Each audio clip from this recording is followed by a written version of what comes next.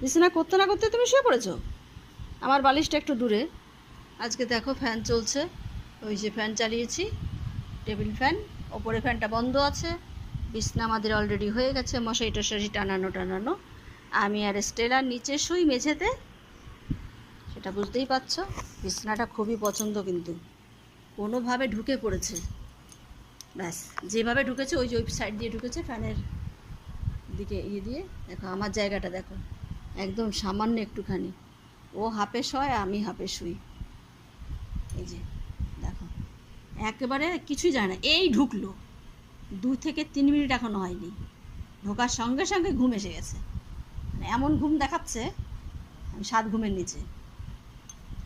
Stella, Stella, দিদুন, দিদুন, ও দিদুন।